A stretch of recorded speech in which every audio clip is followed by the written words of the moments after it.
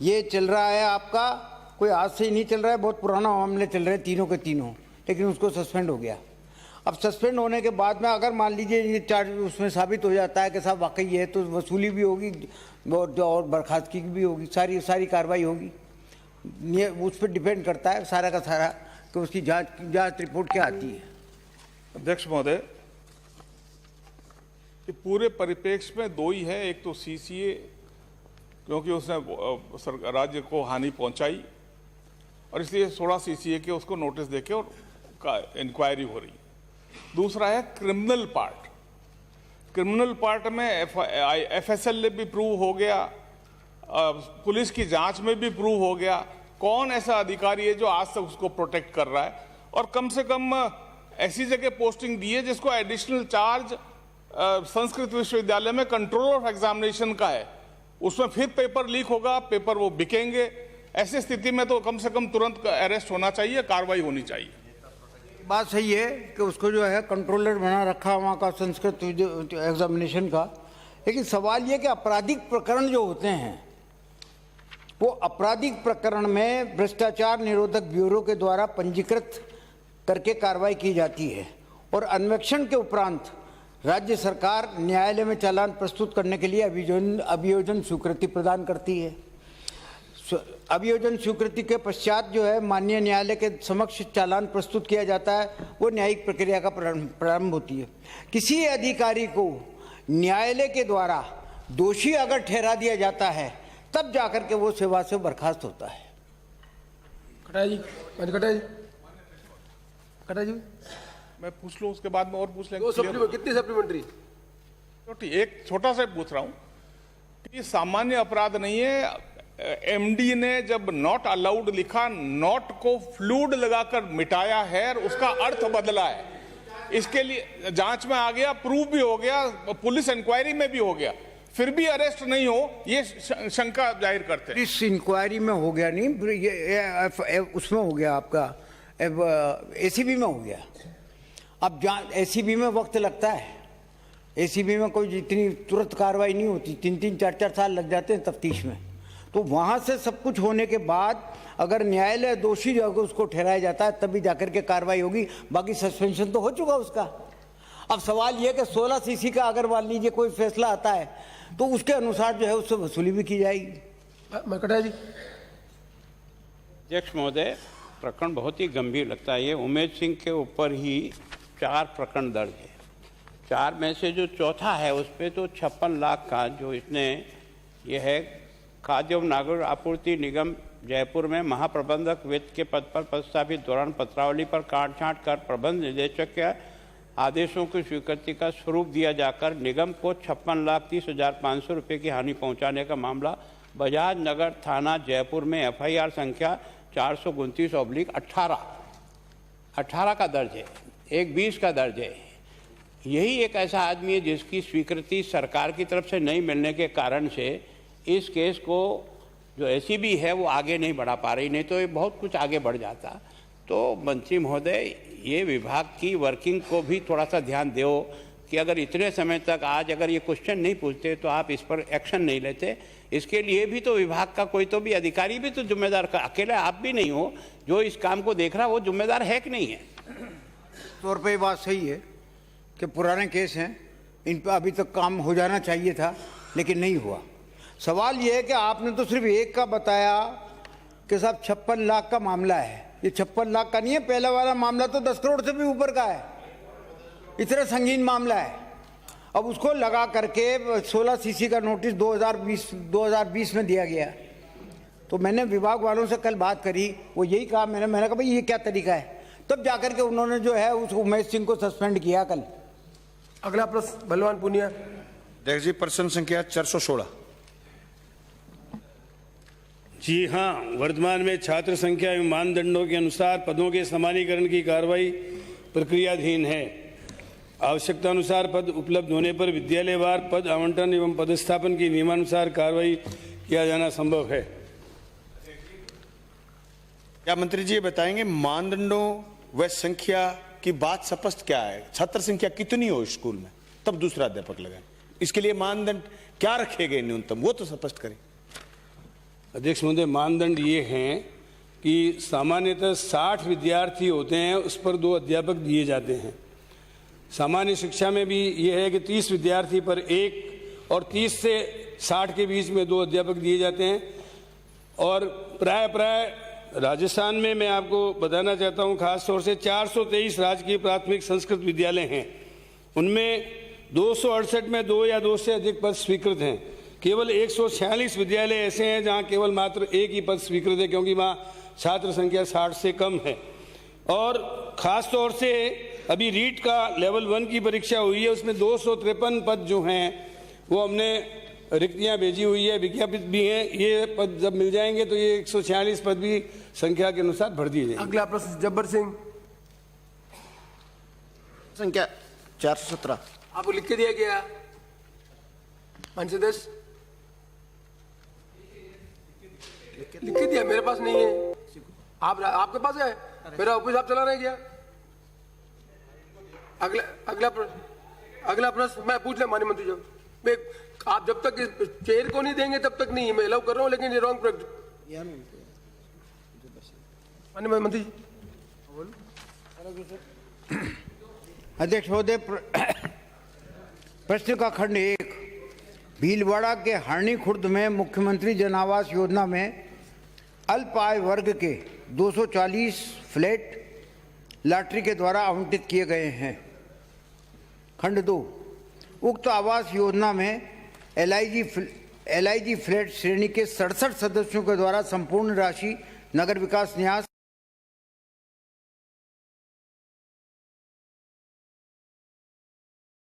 करवा दी गई और 96 सदस्यों के द्वारा आंशिक एवं 77 सदस्यों के द्वारा कोई राशि जमा नहीं करवाई गई।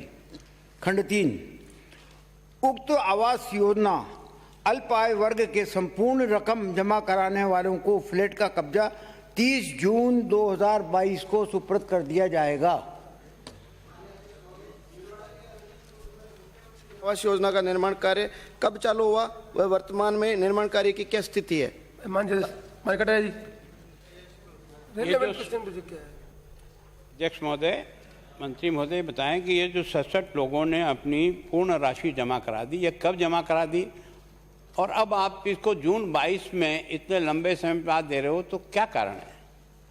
मोटा कारण ये है साहब कि उक्त योजना के सभी आवास स्ट्रक्चर जमा करा दी, उसकी तारीख तो मेरे पास नहीं है, जमा कराने की तारीख मेरे पास नहीं है, लेकिन जो जमा करा दी तो उनको कब्जा दिया जाने की बात है, तो उसकी तो तारीख मैंने आपको बता दी कि जून में उनको कब्जा दे दिया जाएगा। वजह यह है कि उसमें कुछ न कुछ काम बाकी है। जिस तरीके के जो है वो आपका जैसे स्ट्रक्चर वर्क पूर्ण हो चुका है, फिनिशिंग का कार्य और एक्सटर्नल डेवलपमेंट का जो काम है ना, वो किसी न किसी का बकाया है, तो उन लोगों ने खुद ने ये कह दिया कि साहब ये काम कंप्लीट कर लो, उसके बाद में जाकर के हमें जो कब्जा दो। अब जिन्होंने पैसा जमा कराया नहीं या किसी ने आंशिक जमा कराया, किसी ने करवाया ही नहीं, वो एक अलग बात है। इन्होंने आंशिक कराया या नहीं कराया उनको छोड़ो, जिन लोगों ने जमा करा दिया, कारण क्या बहुत गरीब लोग होते हैं, इनको किराए के मकान का भी किराया देना पड़ता है, आपके इधर की किस्तें भी देना उनको शुरू हो जाती है, तो उस आदमी को बहुत परेशानी होती है, जो छोटे छोटे व्यक्ति होते हैं उनको। और इस कारण से कब जमा हुआ और अब तक नहीं दिया, इसके बारे में विभाग से थोड़ा सा आप पूछताछ करिए कि लोगों को इससे बहुत तकलीफ होती है, छोटे लोग हैं ये सब। अगला प्रश्न श्री कालीचंद सराफ। प्रश्न संख्या 418। अध्यक्ष महोदय, खंड 1, जी हाँ, जयपुर के मालवीय नगर, मोती डोंगरी आदि शहरी क्षेत्रों में दिनांक 1/4/2021 से अब तक पैंथर के आने की 9 घटनाएं हुई है। जयपुर के मालवीय नगर, मोती डोंगरी आदि शहरी क्षेत्र जालाना वन क्षेत्र से लगते हुए क्षेत्र हैं। इस कारण कभी कभी पैंथर्स भटक कर शहरी क्षेत्र में आता है। खंड 2, इस प्रकार की घटना की पुनरावृत्ति को रोकने के लिए विभाग द्वारा जालाना वन क्षेत्र, आमागढ़ एवं आसपास के वन क्षेत्रों की अधिकांश सीमा पर 6 फीट ऊंची दीवार पक्की का निर्माण करवाया गया है। वन्य जीवों के पानी के लिए वन क्षेत्र में उचित व्यवस्था की गई है। वन्य जीवों हेतु प्रे बेस को बढ़ाने के लिए ग्रास लैंड विकसित किया गया है। सर्विलांस सिस्टम और कैमरा ट्रैप लगाकर वन्य जीवों की आवाजाही पर निगरानी रखी जाती है और आबादी क्षेत्र में आने पर विभाग की रेस्क्यू टीम द्वारा रेस्क्यू कर तुरंत प्रभाव से उपयुक्त वन क्षेत्र में छोड़ दिया जाता है। माननीय अध्यक्ष महोदय, क्या ये सही है कि झालाना जंगल देश में पहले लेपर्ड प्रोजेक्ट के रूप में दुनिया भर में ख्याति पा रहा है, परंतु वन महकमे के अफसरों की मनमर्जी और अनदेखी के कारण यहाँ प्रवास कर रहे पैंथरों पर वे भारी पड़ रही है। बार बार दावे करने के बाद भी वन्य जीवों के प्रेबेस का मुकम्मल इंतजाम अभी तक नहीं हो पाया है। इसके कारण 1/4/21 से यानी सवा साल में 9 घटनाएं इस प्रकार की हुई है। Please I will not allow it. प्रश्न पूछें, ये आ चुका सब पूछ रहा हूं, ये वही बोल रहे हैं, आ चुका जवाब में। आप प्रश्न पूछें।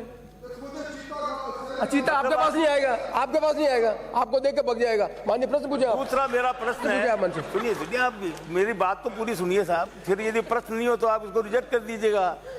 मेरा प्रश्न पूछे स्पेसिफिक। तो मैंने ये कहा है कि इनके लिए प्रेबेस की मुकम्मल व्यवस्था नहीं है। इन्होंने कहा है कि प्रेबेस की पूरी व्यवस्था, भोजन पानी की व्यवस्था है। यदि वो होती तो सवा साल में 9 बार वो लोग ये वहां से पैंथर नहीं निकलता, नंबर 1। और दूसरा, उत्तर ही आप दे रहे हो, प्रश्न पूछ ही नहीं रहे हो साहब। आप भी खुद कह रहे हो व्यवस्था। दूसरा मेरा क्वेश्चन ये है कि आसपास के जंगल को बतौर कॉरिडोर विकसित करने का कोई आपका विचार है क्या, जिससे कि वो बाहर नहीं निकले? यदि है तो आप कब तक करेंगे? नहीं तो कब तक नहीं करेंगे, ये बताइए। तब तक बेंतर आते रहेंगे मतलब। माननीय मंत्री। अध्यक्ष महोदय, जैसा कि मैंने प्रश्न के उत्तर में पक्की दीवार की भी बात कही, इसके अलावा प्रे बेस के लिए ग्रास लैंड विकसित किया जाना बहुत ज़रूरी है। ग्रास लैंड विकसित होगा तो प्रेस बेस को व्यवस्था हो जाएगी, तो ये बाहर नहीं आएंगे। नहीं तो ग्रास लैंड पूरा विकसित नहीं हुआ है, चल रहा है। इसको ग्रास लैंड काफ़ी विकसित किया है हमने। कब तक हो, ये पूछे कब तक हो जाएगा? ये इस पे काम चल रहा है। जल्दी ग्रास लैंड, मैं खुद इस झालाना डूंगरी का पूरा इंस्पेक्शन करके आया हूँ, देख करके अधिकारियों से जो साथ लेकर के पूरा इसको देखा है। इसके बाद में इसके दूसरा आपने पूछा, पास में आमागढ़ है, लालबेरी है, इसको भी हम जल्दी ही शुरू करने वाले हैं। इससे आगे नारगढ़ अभ्यारण्य है, वो फिर आगे जमवा रावगढ़ है, वो जोड़ करके ये सरिस्का तक एक हो जाएगा, एक कॉरिडोर हो जाएगा। तो इनके फिर उधर जाने के लिए फिर ये शहर में नहीं आएंगे। इस प्रकार की हमारी योजना है, इस पे हम काम कर रहे हैं। मैं आपको विश्वास दिलाता हूं कि ये जो घटनाएं हुई है, ये शहर में आए हैं 9 बार, ये वास्तव में ठीक नहीं है, लेकिन आने वाले समय में ये हमारा है। माननीय मंत्री, माननीय सदस्य, आप जितने वार्ता का अनुभव दूसरों से करवा रहे हो, आप चीतों से कर रहे हो तो काफी है ना भाई।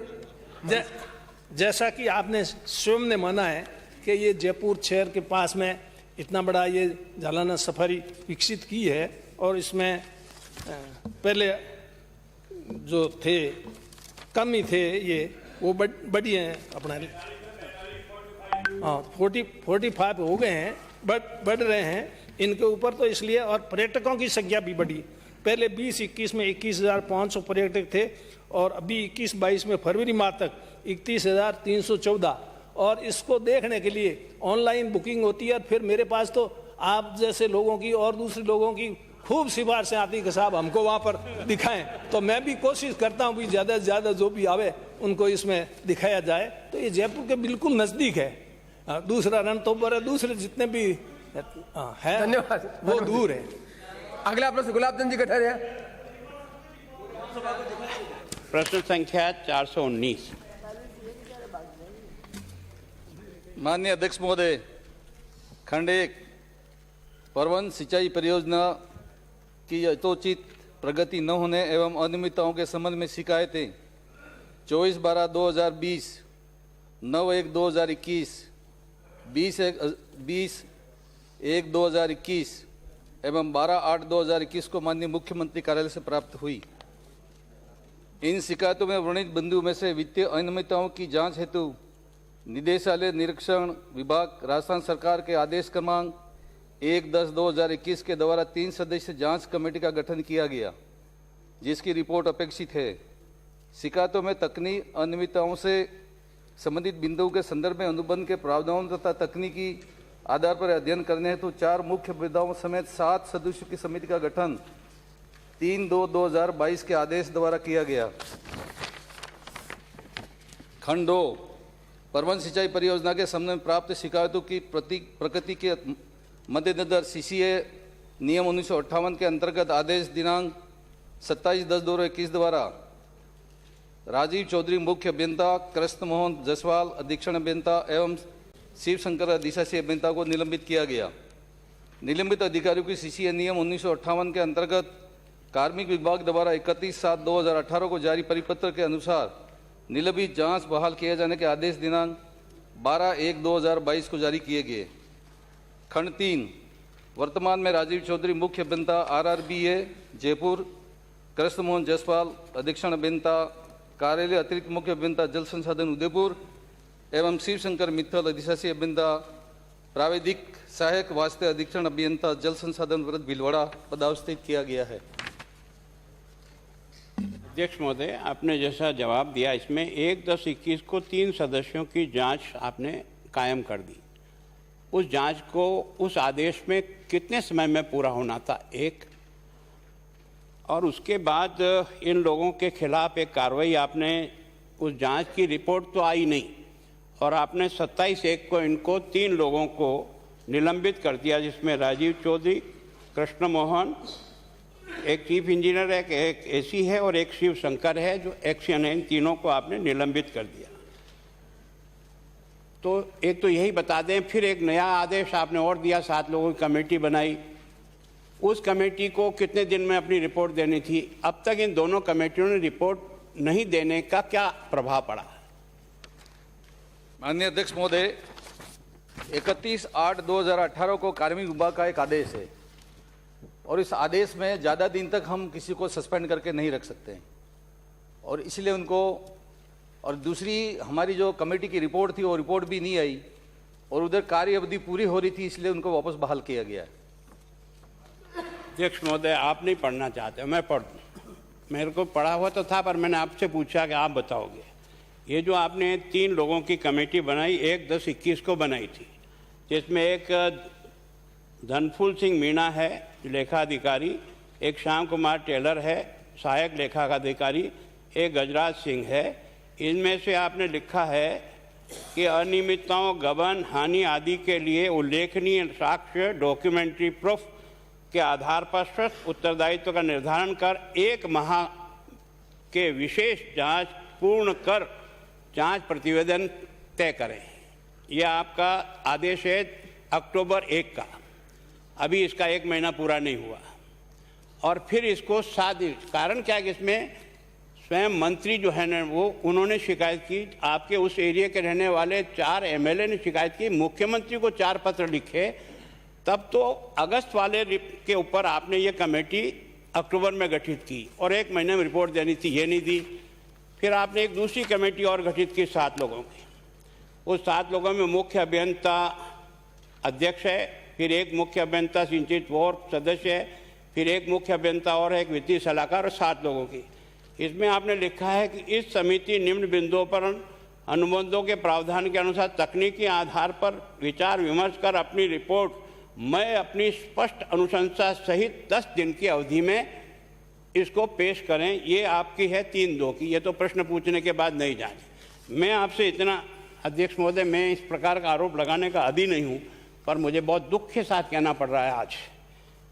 ये जो है संदूक, जिसका आदेश निकला है 30/12/21 के दिन और मंत्री जी के यहीं उसको लगाया है रिटायरमेंट के बाद। एक सेकंड, मैं बता रहा हूँ, मेरा आपका आरोप में ये 30/12 का आदेश है और इस आदमी ने आते ही 12/1/22 के दिन इन तीनों को बहाल करके वापस नौकरी पे लगा दिया। संदूक, क्योंकि इसमें चीफ इंजीनियर था उस समय, उस स्थान पर और उसके कारण से उसको 19 में ट्रांसफर किया था, सेक्रेटरी ने ये कहते हुए कि इनकी अनियमितताओं के कारण से इनको इस पद से हटाया जाता है, जब कोटा में चीफ इंजीनियर था।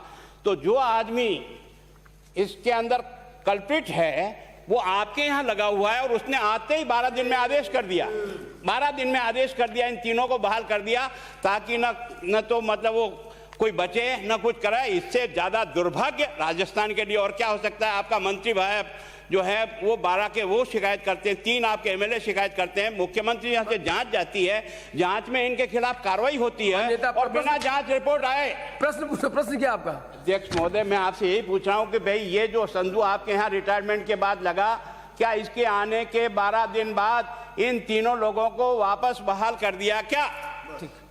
माननीय मंत्री जी। माननीय अध्यक्ष महोदय, रिटायरमेंट आदमी को लगाया है, इसमें कोई शक की बात नहीं, लेकिन मेरा यहाँ पे निवेदन है कि उनका उससे कोई लेना देना नहीं है। सरकार का निर्णय है, डीओपी का आदेश है, उसका निर्णय है, और संधू का इस सब्जेक्ट से कोई लेना देना नहीं है, इसलिए हमने कोई गड़बड़ी नहीं की है। और मैं आश्वस्त करता हूं सदन को कि अगले 15 दिन के अंदर दोनों कमेटी की रिपोर्ट मंगवा ली जाएगी, और जिसने भी कोई अगर गलती की है, अनियमितता कही, तो उसको ठोस से ठोस हम इनके खिलाफ में कार्रवाई करेंगे। बस इतनी सी बात जानता हूं। मैं आपसे चाहूँगा, ये व्यक्ति वहाँ संधू साहब ही वहाँ चीफ इंजीनियर थे और ये वर्क ऑर्डर उन्होंने दिया है। ये जो है ना एक आपका आदेश है 27/1/19 का, उस आदेश में जो मंत्री ने सेक्रेटरी ने आदेश निकाला, जल संसाधन विभाग के निम्नलिखित अभियंताओं के राज्य हित में प्रशासनिक कारणों से स्थानांतरित किए जाने के अतिरिक्त सूचना। उसमें इसका सबसे पहला नाम है कैलाश दान सांधू, मुख्य अभियंता जल संसाधन विभाग कोटा। इसको ट्रांसफर किया इन्होंने मुख्य अभियंता WRPD जयपुर। ये आदेश है, इसका मतलब ये स्वयं जिसने वर्क ऑर्डर दिया, ये रिटायरमेंट के बाद आपको यहाँ लगा 30/12 को, इसी 30/12/21 को ही जब इन्होंने कह दिया साथ कर लेंगे तो लेट अस वेट, फिर दोबारा पूछ लेना। आपने मंत्री जी ने जब कह दिया है कि पूरी जांच करा के कार्रवाई करेंगे तो लेट अस बिलीव इट। अध्यक्ष महोदय, जो आदमी इसमें दोषी है वही वहां नौकरी ज्वाइन करने के बाद 12 दिन बाद ऑर्डर निकल जाता है विभाग का, इसका मतलब क्या है? क्या मतलब है? क्या? अगला प्रश्न से अभिनेश महर्षि। 420 420।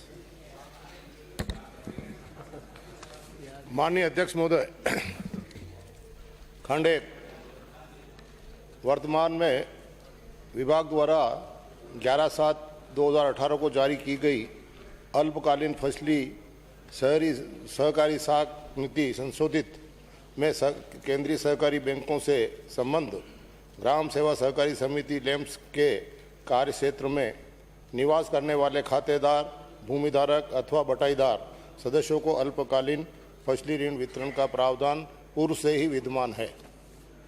खंड 2, वर्ष 2019 में माह जुलाई 19 से अल्पकालीन फसली ऋण वितरण प्रारंभ हुआ। वर्ष 2021 और 21-22 में वित्तीय वर्ष में आरंभ से ही ऋण वितरण समय पर आरंभ कर दिया गया है और आगे भी समय पर ऋण वितरण होता रहेगा।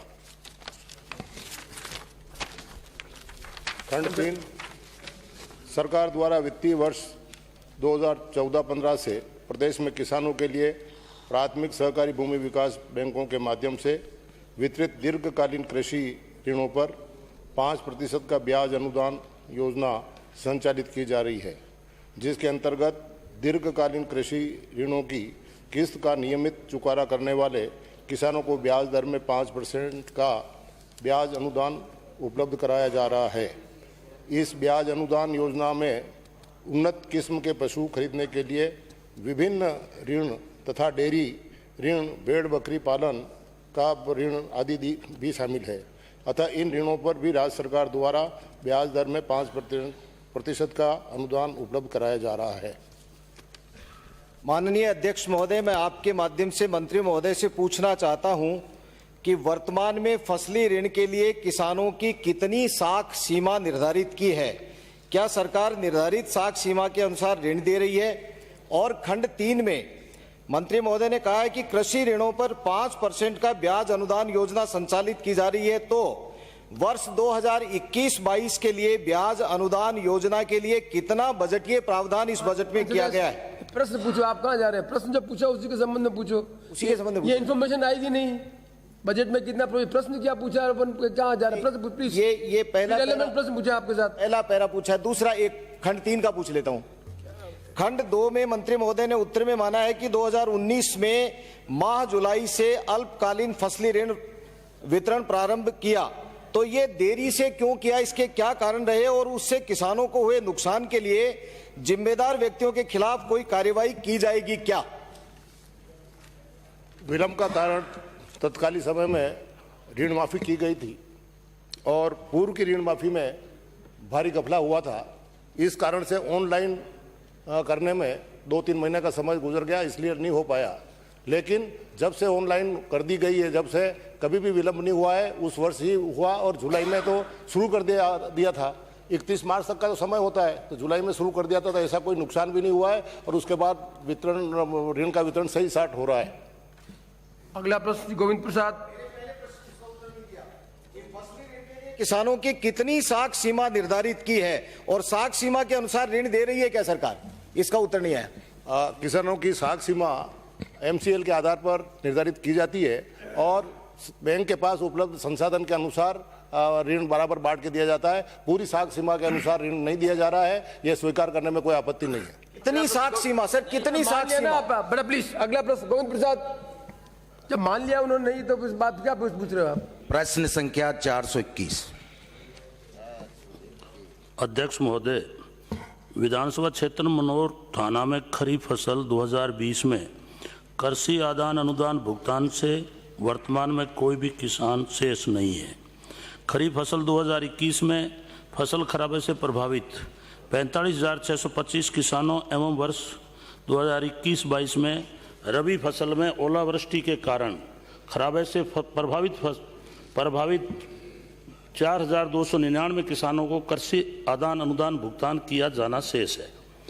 खरीफ फसल 2021 के शेष 45,625 किसानों के दस्तावेज प्राप्त किए जाकर कृषि आदान अनुदान के भुगतान की कार्रवाई प्रक्रियाधीन है। रबी फसल वर्ष 2021-22 में ओलावृष्टि से प्रभावित 4,299 किसानों को कृषि आदान अनुदान किए जाने हेतु DMIS पोर्टल पर आवश्यक दस्तावेजों का फीडिंग कार्य प्रक्रियाधीन है। खंड 2 रबी फसल वर्ष 2021-22 में विधानसभा क्षेत्र मनोर थाना के 54 गांवों में ओलावृष्टि से फसलों में हुए खराबे का प्रतिशत एवं प्रभावित किसानों की संख्या का ग्राम पंचायतवार विवरण परिशिष्ट A पर संलग्न है। जी हां, प्रधानमंत्री फसल बीमा योजना अंतर्गत रबी फसल वर्ष 2021-22 में स्थानीयकृत आपदाओं के अंतर्गत बीमा क्लेम गणना प्रक्रियाधीन है। योजना प्रावधानों के अंतर्गत पात्र इंटीमेशन पर बीमा कंपनी द्वारा राज्यांश तथा केंद्रीय वंश प्रीमियम प्राप्ति उपरांत बीमा क्लेम वितरित किए जाएंगे। माननीय अध्यक्ष महोदय, मैं आपकी अनुमति से माननीय मंत्री महोदय से जानना चाहूँगा कि सरकार 2021-22 में अत्यधिक बारिश एवं ओलावृष्टि से प्रभावित 49,924 शेष रहे किसानों का मुआवजा एवं बीमा क्लेम का भुगतान कब तक करवा देगी? दूसरा मेरा क्वेश्चन है, क्या यह भी सही है कि बीमा प्रीमियम से भी कम राशि बीमा क्लेम में दी जा रही है? अध्यक्ष महोदय, मनोर थाना विधानसभा क्षेत्र में खरीफ फसल वर्ष 21 में 1,20,317 प्रभावित किसानों में से 73,562 किसानों की राशि 30.46 करोड़ का कृषि आदान अनुदान भुगतान कर दिया गया है। शेष 45,625 किसानों के भुगतान की कार्रवाई प्रक्रियाधीन है। और जहां तक प्रीमियम की बात है अध्यक्ष महोदय, ये जो 33% से कम खराबा होता है उसका फसल बीमा प्रधानमंत्री फसल बीमा के योजना के तहत मिलता है और राज्य की हिस्सी जमा जो है वो तुरंत करा दी जाएगी और शेष को भुगतान कर दिया जाएगा। 7वां गुजर जाने के बाद भी अभी भी शेष रहे करीबन 49,924 किसान अभी तक बाढ़ जो रहे हैं। माननीय सदस्य, ये माननीय सदस्य पूछ रहे हैं, जो बचे हुए किसान हैं उनका भुगतान कब तक हो जाएगा? कौन से, बाढ़ के या खरीफ के? खरीफ तो आपके बाकी बचे हुए 1 लाख में से बचे हुए 46,000, इनके 4924 है 49,000 तो दोनों के, रबी और खरीफ के 49,924। मैं दोनों का ही बता देता हूं। ये खरीफ फसल का 20 का तो पूरा भुगतान हो गया, और 21 की जो बाढ़ का खरीफ का फसल खराब होने का 6/8/21 को विशेष गिरदावरी करवाई जाने के आदेश जारी कर दिए हैं, जो कि झालावाड़ की सुनेल और 2 इसमें तहसीलों में है। 21 की खरीफ की फसल की नियमित गिरदावरी 16 सितंबर से 15 अक्टूबर के स्थान पर 1 सितंबर 30 से सितंबर तक करवाई गई है, और जो 49,000 बाकी हैं वो जो प्रधानमंत्री योजना में वो तो राज्य हिस्सा हम जल्दी जमा कराएंगे तो हो जाएगा, और बाकी की जो है प्रक्रियाधीन है, जल्दी ही इसका भुगतान कर दिया जाएगा। अगला प्रश्न श्री मंजू देवी। प्रश्न संख्या 422। अध्यक्ष महोदय, राजस्थान राज्य पथ परिवहन निगम की जिला नागौर में विगत 3 वर्ष में बंद की गई बसों का विवरण परिशिष्ट 1 पर संलग्न है। निगम द्वारा विगत 3 वर्ष में जिला नागौर में नई संचालित की गई बसों का विवरण परिशिष्ट 2 पर संलग्न है। माननीय अध्यक्ष महोदय, मैं आपके माध्यम से माननीय मंत्री महोदय से 2 क्वेश्चन पूछना चाहूँगी। जो बसें बंद कर दी गई है उसके क्या कारण रहे, और उन बंद की गई बसों को वापस चलाने का विचार रखते हैं, अगर हाँ तो कब तक? दूसरा मेरा प्रश्न ये है कि आपने जो परिशिष्ट ऐप पर फर्स्ट पर आपने जो लिस्ट भेजी है उसमें नागौर अजमेर जो बंद कर दी गई बस, उस बस को आप अजमेर वाया तन्नौर जायल को वापस चलाने का विचार रखते हैं, अगर हाँ तो कब तक?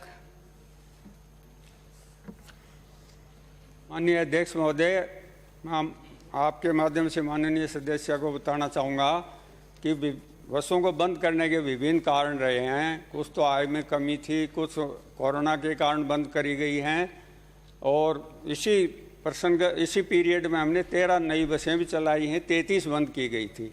और जिस प्रसंगत बस का माननीय सदस्य कह रही हैं, मैं संबंधित डिपो के अधिकारियों को निर्देश दूंगा, वो माननीय सदस्य से संपर्क करके और उसको प्रारंभ करने की कार्रवाई करने पर विचार करेंगे। अगला प्रश्न श्री बलबीर सिंह लूथरा। प्रश्न संख्या 423। माननीय अध्यक्ष महोदय, आपके माध्यम से सदस्य को बताना चाहता हूं, खंड 1, वर्तमान में ऐसा कोई प्रस्ताव विचाराधीन नहीं है। बजट उपलब्धता और गुणवत्ता के आधार पर खेल मैदान निर्माण का विचार किया जाता है। खंड 2, उक्त भूमि खेल विभाग की ना होकर शिक्षा विभाग की है। वर्तमान में ऐसा कोई प्रस्ताव विचाराधीन नहीं है। बजट उपलब्धता की और गुणवत्ता के आधार पर खेल मैदान निर्माण का विचार किया जाता है। माननीय अध्यक्ष महोदय, मैं आपके माध्यम से मंत्री जी से ये जानना चाहता हूँ, क्या विधानसभा क्षेत्र रायचूर में खेल स्टेडियम के लिए कोई भूमि चिन्हित या आवंटित की गई है? यदि भूमि आवंटित नहीं की गई तो क्या विभाग मेरे विधानसभा क्षेत्र के श्री विजयनगर कस्बे के राजकीय उच्च माध्यमिक विद्यालय में रिक्त भूमि पर शिक्षा विभाग की सहमति प्राप्त होने के बाद खेल स्टेडियम बना सकती है? माननीय अध्यक्ष महोदय, सदस्य को बताना चाहता हूं कि अभी आपके विधानसभा क्षेत्र में कोई भी जमीन खेल विभाग को आवंटित नहीं है। दूसरी बात, आप विद्यालय की जमीन की कह रहे हैं। यदि विद्यालय शिक्षा विभाग एनओसी देता है और ब्लॉक हेडक्वार्टर पर है, मेजर ध्यानचंद की योजना के अंतर्गत आप प्रपोजल भेजें, हम निश्चित रूप से उस पर स्टेडियम बनाने का काम करेंगे। अगला प्रश्न बलजीत यादव। बेटा मानस। प्रश्न संख्या 424। माननीय अध्यक्ष महोदय, प्रदेश में बिजली बिलों में कृषि बीपीएल माननीय मंत्री जी उत्तर पढ़ा गया, प्रश्न पूछ लें, उत्तर मान लिया। माननीय अध्यक्ष महोदय, मैं आपके माध्यम से मंत्री जी से ये जानना चाहता हूं, क्या छोटे किसानों को एवं मध्यम वर्गीय परिवार को 300 यूनिट तक बिजली फ्री देने का इरादा सरकार भविष्य में रखती है क्या?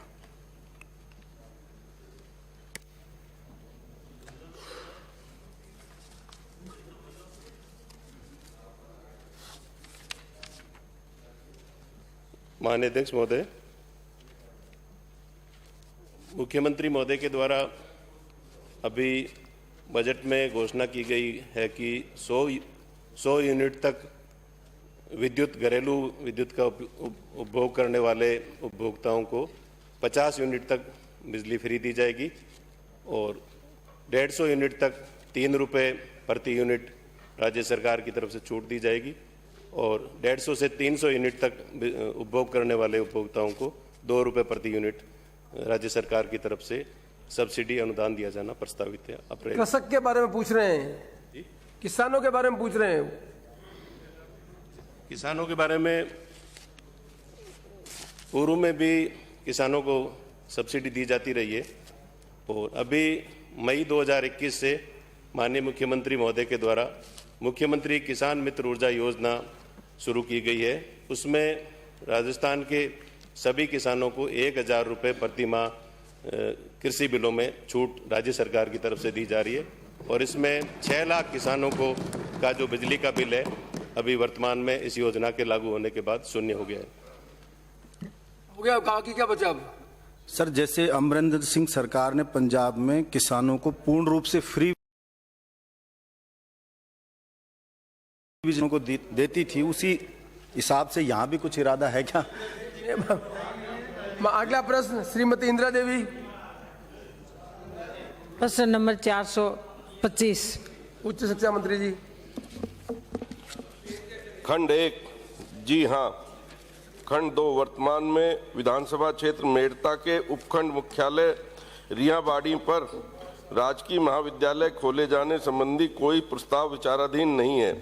वर्तमान में विधानसभा क्षेत्र मेड़ता में राजकीय क्षेत्र में राजकीय महाविद्यालय मेड़ता सिटी व राजकीय कन्या महाविद्यालय मेड़ता सिटी संचालित है तथा निजी क्षेत्र में 19 महाविद्यालय संचालित हैं जिनका विवरण परिशिष्ट 1 पर संलग्न है।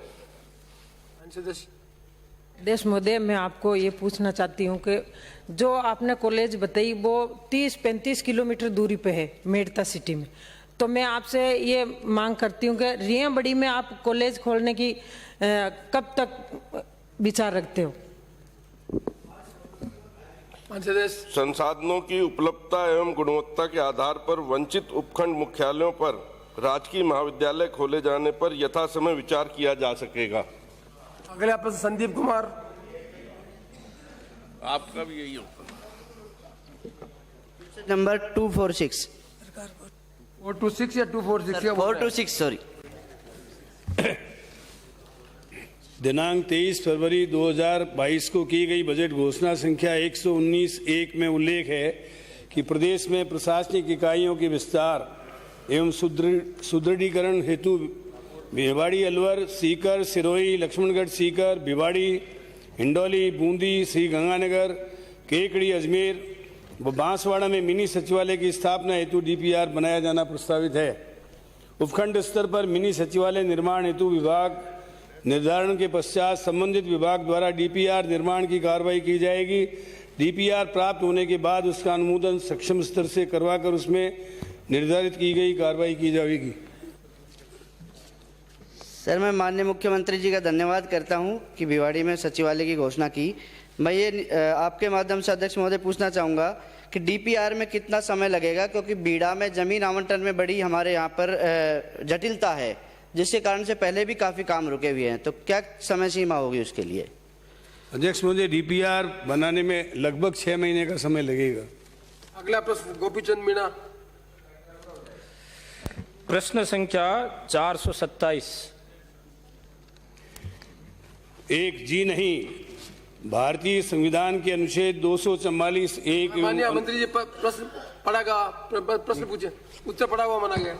अध्यक्ष महोदय, मैं आपके मार्फत मंत्री जी से पूछना चाहता हूं, ये नॉन टीएसपी के जितने भी अध्यापक हैं जो टीएसपी एरिया में हैं, इनकी पूरी जिंदगी वहाँ निकल गई है। क्या सरकार इनको वापस नॉन टीएसपी एरिया में भेजना चाहती है या नहीं? अध्यक्ष महोदय, मैंने जैसा आपको बताया कि 12 जुलाई 18 को एक सक्षम स्तर की मीटिंग हुई, उसमें ये निर्णय लिया गया कि नॉन टीएसपी एरिया के लोग टीएसपी एरिया से जब तक नहीं जाएंगे जब तक वहाँ रिप्लेसमेंट नहीं मिलेगा। और वैसे मैं आपको बताना चाहता हूँ कि अपने यहाँ टीएसपी एरिया में 62,383 पद सभी प्रकार के पद स्वीकृत हैं, जिनमें 45,404 पद भरे हुए हैं, 16,979 पद रिक्त हैं और नॉन टीएसपी के मात्र 4,004 पद जो हैं वो वहाँ पर भरे हुए हैं, जो कुल पदों का 6.41% है तथा कार्यरत अध्यापकों का मात्र 8.81% है। अध्यक्ष महोदय, मैं कहना चाह रहा था स्पेसिफिक क्वेश्चन है, नॉन टीएसपी करेंगे कि नहीं इसमें पता नहीं। आप क्या पूछे? मैं ये पूछ रहा था, ये 4,004 पद जो हैं नॉन टीएसपी के अध्यापक हैं, यदि वहाँ से 4,004 पद खाली होते, हमारे टीएसपी एरिया के अंदर जितने भी युवती और युवक पढ़े लिखे जिनको भी नौकरियों का अवसर मिलता तो ये सरकार क्यों नहीं करना चाहती है? अध्यक्ष महोदय, आप जानते हैं कि टीएसपी एरिया में 45% रिजर्वेशन जो है वो ट्राइबल सब एरिया प्लान का है, तो 4,004 तो उसके मुकाबले में कुछ है ही नहीं। बाकी 50% में सभी जातियां आती हैं, ओपन है, उसमें ओबीसी भी है, उसमें एससी का 5% है, 45% एसटी का है रिजर्वेशन और 50 में सारा ओपन है, सारी जातियां, तो ये बहुत नेग्लिजिबल है। तो हम आपके यहाँ से जब तक रिप्लेसमेंट नहीं मिलेगा, नहीं तो आदिवासी एरिया खाली हो जाएगा। अब जब रीट का प्रथम लेवल का जो इम्तिहान हुआ है उसकी 3560 पद विज्ञापित हैं और इसके डबल पदों को लेकर के हमने 27/2/2022 को इसमें काउंसलिंग के लिए आदमियों की संख्या जारी कर दी है। 60 पद भरे जाएंगे, वो निश्चित रूप से आपके यहाँ अध्यापकों की कमी को दूर कर सकेंगे। अगला प्रश्न जोगिंदर सिंह आवाना। प्रश्न संख्या 428।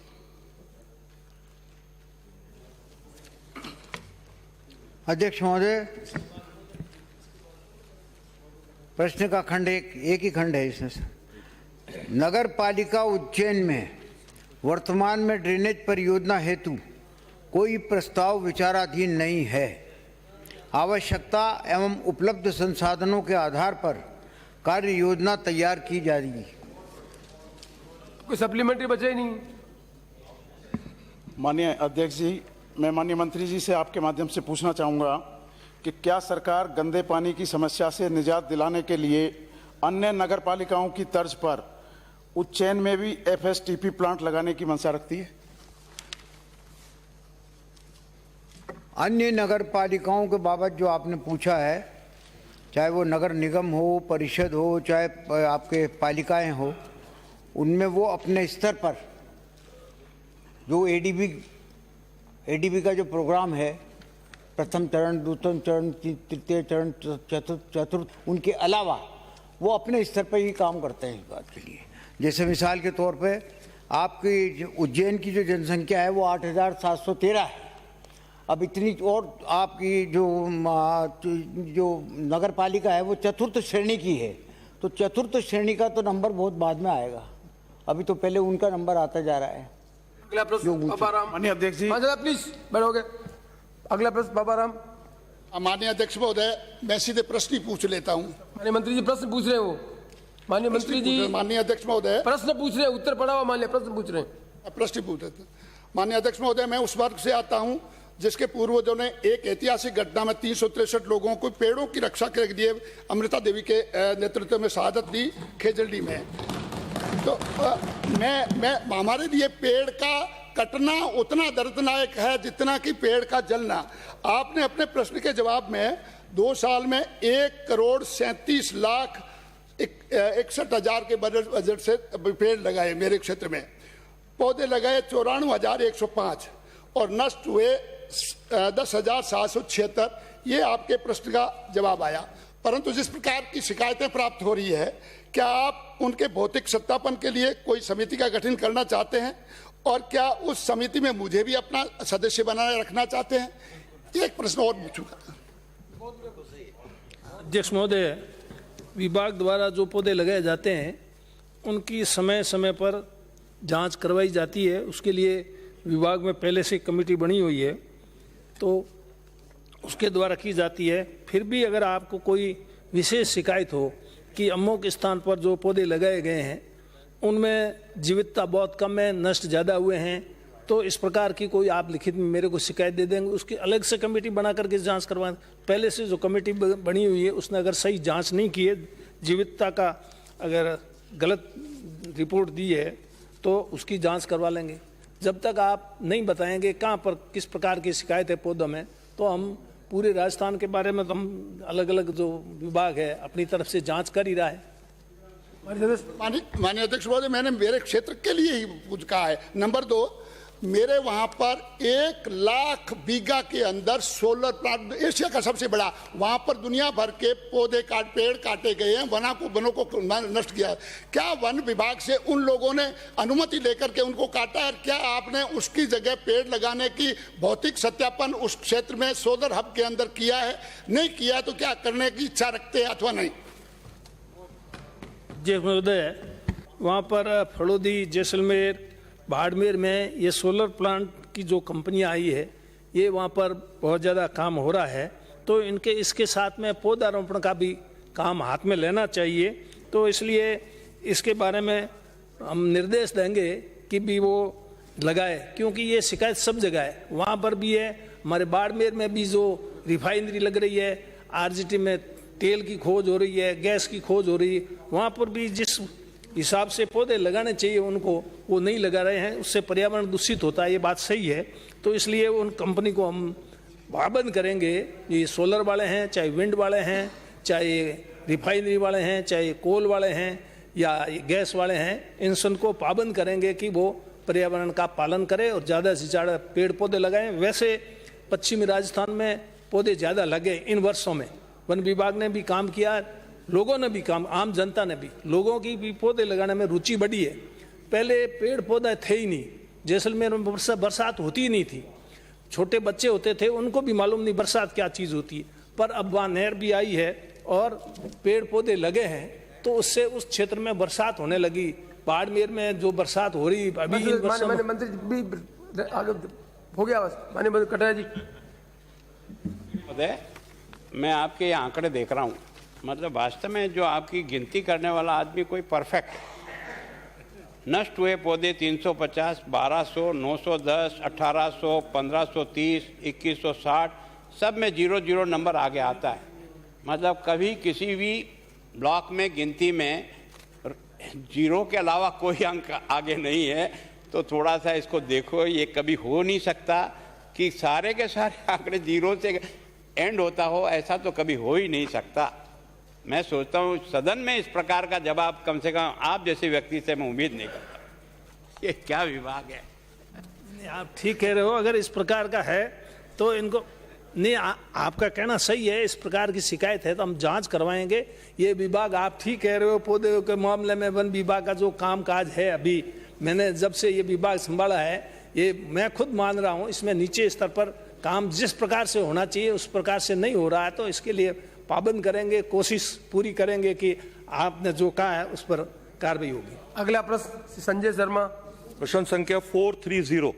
माननीय मंत्री जी, प्रश्न उत्तर पढ़ा गया, प्रश्न पूछा। माननीय अध्यक्ष महोदय, आपके माध्यम से मैं माननीय मंत्री महोदय से पूछना चाहूंगा कि स्टेट टाइम में यह समझौता कब हुआ और किनके मध्य हुआ? माननीय मंत्री जी, दो वरिष्ठ मंत्री जी, दो वरिष्ठ मंत्री जी। माननीय अध्यक्ष महोदय, 1910 के अंदर 2 जिलों के बीच में समझौता किया हुआ है और उस समझौते को अब तोड़ना संभव नहीं है। दूसरा मूल कारण ये है कि पानी गिरता नहीं है और न पानी की आवक है। पिछले 20 सालों से पानी बिल्कुल वहाँ पर नहीं गिरा है। उस स्थिति में हम कोई भी बंटवारा के अलावा अतिरिक्त पानी किसी भी जिले को देने में असमर्थ हैं। माननीय अध्यक्ष महोदय, पानी गिरता नहीं है। अभी पिछले बार ही जब बरसात हुई थी, पानी वहां अच्छी बरसात हुई थी। और मेरा निवेदन यह है कि 12 बेर पर 9 द्वार हैं पानी निकासी के। पहले वहां गेट लगे हुए थे, अब वहां गेट नहीं है। आपके माध्यम से मैं माननीय मंत्री महोदय से पूछना चाहूंगा कि क्या वहां गेट लगाने की मंशा आप रखते हैं? और जो आपने कहा कि बरसात नहीं, बरसात बहुत अच्छी हुई है। अलवर्स ग्रामीण से आने वाले माननीय सदस्य, उत्तर ही नहीं आएगा काम का आपका। माननीय अध्यक्ष महोदय, माननीय सदस्य जैसे अपनी बात रख रहे हैं, मैं अपने विभाग के अधिकारियों से इसको दिखवा लेंगे। अगर आवश्यकता पड़ी तो उसको गेट लगवाने की हम व्यवस्था करेंगे। माननीय अध्यक्ष महोदय, जैसमंद बांध के कारण अलवर शहर की अधिकांश बोरिंग रिचार्ज होती हैं। जैसमंद बांध बिल्कुल सूखा पड़ा हुआ है। वैकल्पिक व्यवस्था के लिए अलवर में जहां तराई तराई मची हुई पानी के लिए माननीय मंत्री महोदय कोई वैकल्पिक योजना अलवर शहर के लिए देना चाहेंगे? तो ड्रिंकिंग वाटर नहीं है, तो ये तो इरिगेशन मंत्री है, ड्रिंकिंग का ही है। कोई अलग प्रश्न है। अगला प्रश्न गिरधारी लाल 431। माननीय मंत्री जी उत्तर पढ़ा गया, प्रश्न पूछा माननीय मंत्री। मैं बोल लेता हूँ सर। माननीय मंत्री जी उत्तर पढ़ा हुआ। मैं तो सटीक में यही कहना चाहूँगा अध्यक्ष जी, क्या सरकार सहकारी समितियों के व्यवस्थापकों को वर्षों से अस्थायी या उन्हें स्थायी करने का विचार रखती है? यदि हाँ तो कब तक, नहीं तो क्यों? प्रक्रिया जारी है, स्क्रीनिंग करा रहे हैं। अभी भी पिछले दिनों मीटिंग की थी डिपार्टमेंट की और निर्देश दे दिए गए हैं। जल्दी से जल्दी स्क्रीनिंग कराकर व्यवस्थापकों को कैडर बेस बनाएंगे और वो परमानेंट करने का कोशिश जारी है। अगला प्रश्न मुकेश बाकर। अगला प्रश्न श्रीमती इंदिरा। प्रश्न संख्या 433। प्रश्न पूछ ले माननीय सदस्य। उत्तर पढ़ा हुआ प्रश्न पूछे आप। माननीय अध्यक्ष महोदय, जो उत्तर दिया गया है उसके अंदर 80% मेरे विधानसभा क्षेत्र की पंचायतों में परिवहन सेवाएं संचालित नहीं हैं और कई सारी पंचायतें और गांव ऐसे हैं, ढाणियां, जहां से परिवहन सेवाएं पिछले समय बंद कर दी गई है। तो मैं पूछना चाहूँगी आपके माध्यम से कि इनमें संसाधनों की कमी बताई गई है। संसाधनों की कमी तो खैर ठीक है, लेकिन जनता की सुख सुविधाओं को ध्यान में रखते हुए, जनता के हितों को ध्यान में रखते हुए क्या आगे विचार रखते हैं? क्योंकि कई सारी हमारे पीपलवाड़ा और लाखनपुर लगातार मांग उठती आई है। क्या इन दोनों गांवों में परिवहन सेवा वापस संचालित करने के लिए विचार रखते हैं? माननीय अध्यक्ष जी, माननीय सदस्य ने जो कहा है, काफ़ी संख्या में 50 पंचायतें हैं जो निगम से जुड़ी हुई नहीं हैं, 15 पंचायतें निगम से जुड़ी हुई हैं और 24 पंचायतें निजी बस सेवा से जुड़ी हुई हैं। माननीय सदस्य ने जो 2 स्थानों के लिए कहा है, मैं सवाई माधोपुर आगार के मुख्य प्रबंधक को निर्देश दूंगा, वो माननीय सदस्य से प्रस्ताव लेके और उस पर हम सकारात्मक विचार करेंगे। अगला प्रश्न मंजीत धर्मपाल। प्रश्न संख्या 434। माननीय मंत्री जी उत्तर पढ़ा गया, प्रश्न पूछा मंजीत साहब। माननीय अध्यक्ष महोदय, विभाग के वार्षिक प्रतिवेदन व वरिष्ठता सूची के अनुसार डीपीसी 2002 से और 2003 से लंबित है, जबकि जवाब के अंदर 2008, 9, 9, 10, 15, 16 बताया गया है। कौन सही है? यदि इनमें से कोई एक व्यक्ति गलत है तो क्या उनकी जिम्मेदारी तय कर आप उनके खिलाफ कार्रवाई करेंगे? माननीय अध्यक्ष महोदय, 2002 में मित व्ययता समिति बनी थी और उसने हमारी 8 डिप्टी डायरेक्टर पोस्ट में से 6 डिप्टी डायरेक्टर पोस्ट खत्म कर दी थी। तो ये मानना कि डीपीसी तब से पेंडिंग है, जब पोस्ट ही नहीं है तो डीपीसी तब से पेंडिंग नहीं है। लेकिन 2007 में हमको फिर से वैकेंसी मिली 2 और की, तो 2008 से ये डीपीसी पेंडिंग हुई। इसकी कार्रवाई में अभी आरपीएससी को 17 फरवरी को लिख दिया गया है। आरपीएससी से जैसे ही हमें डेट मिलती है तुरंत प्रभाव से डीपीसी कर दी जाएगी। निश्चित रूप से माननीय सदस्य की भावना जो है कि इतने वर्षों में अगर 2003 से नहीं होकर 2008 से भी नहीं है तो इसमें कहीं ना कहीं तो गलती विभाग के अधिकारियों की रही है।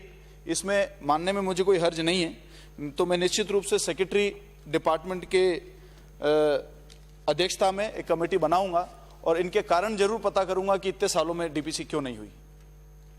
माननीय अध्यक्ष महोदय, जैसा मंत्री जी ने बताया कि डीपीसी के प्रस्ताव 7/2/2022 को आरपीएससी के पास पहुंच गए हैं, तो क्या आप उन प्रस्तावों को जल्द से जल्द इसी माह के अंदर 31/3/2022 तक पूरा करवा देंगे? क्या डीपीसी तैयार करवा देंगे?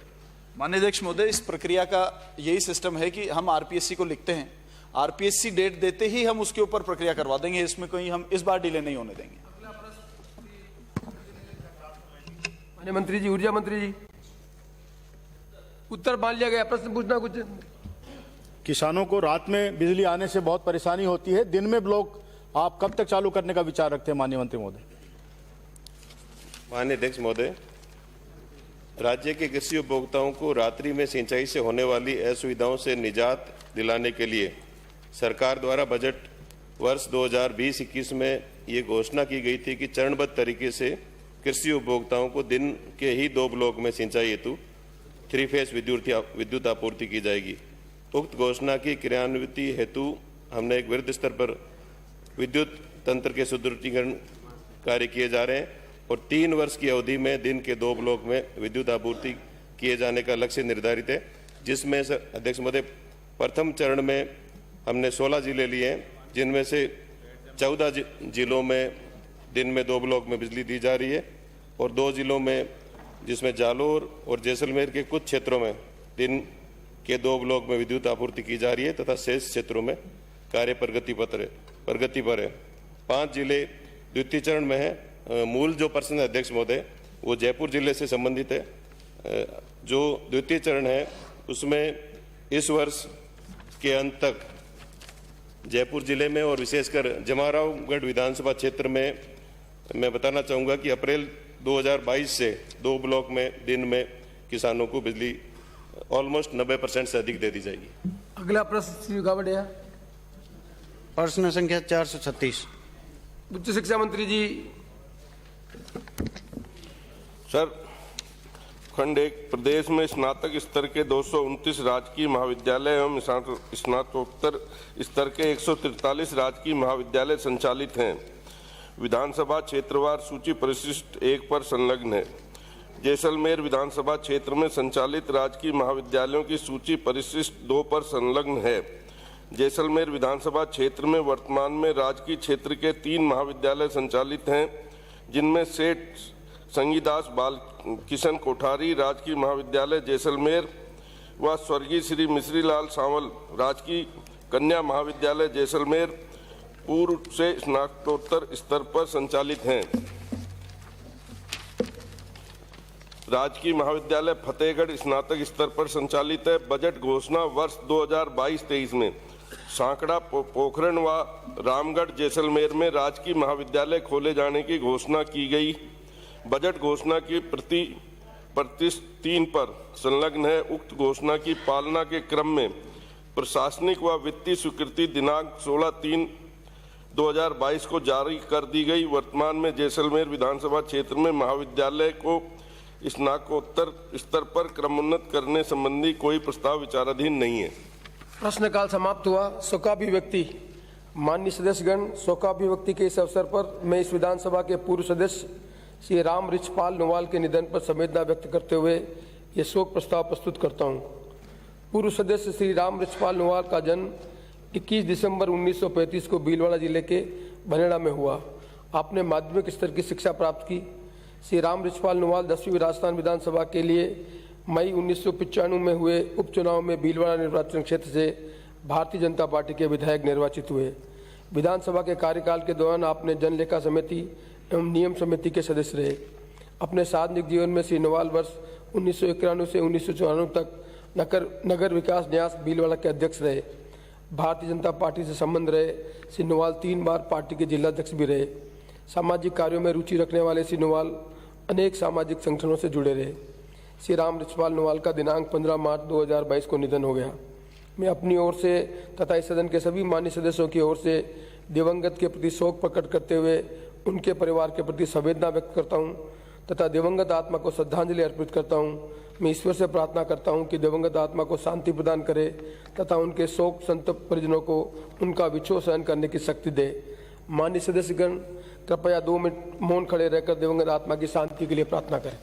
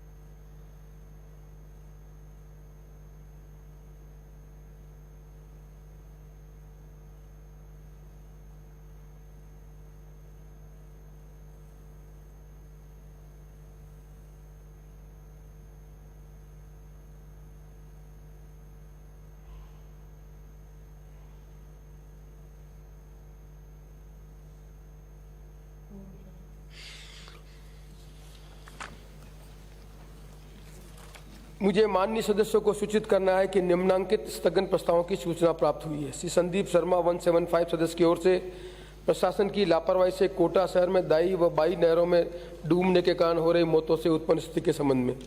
श्री गिरधारीलाल 39 सदस्य की ओर से यूक्रेन से विस्थापित विद्यार्थियों का MBBS कोर्स भारत के मेडिकल कॉलेज में पूर्ण करवाए जाने के संबंध में। श्री जब्बर सिंह साकला 58 सदस्य की ओर से विधानसभा कृत आसीन हुडा की पंचायत समिति बदनौर में पूर्व में संचालित राजकीय बालिका उच्च प्राथमिक विद्यालय को पुनः संचालित करने के संबंध में। श्री प्रताप सिंह 92 सदस्य की ओर से नगर पालिका छबड़ा को D श्रेणी से C श्रेणी में क्रमोन्नत नहीं किए जाने से उत्पन्न स्थिति के संबंध में। श्री समाराम गरासिया 179 सदस्य की ओर से विधानसभा क्षेत्र पिंडवाड़ा तहसील के स्वरूपगंज और खारा को रेवेन्यू विलेज घोषित नहीं किए जाने से उत्पन्न स्थिति के संबंध में। श्री सुमित गोदारा 186 सदस्य की ओर से विधानसभा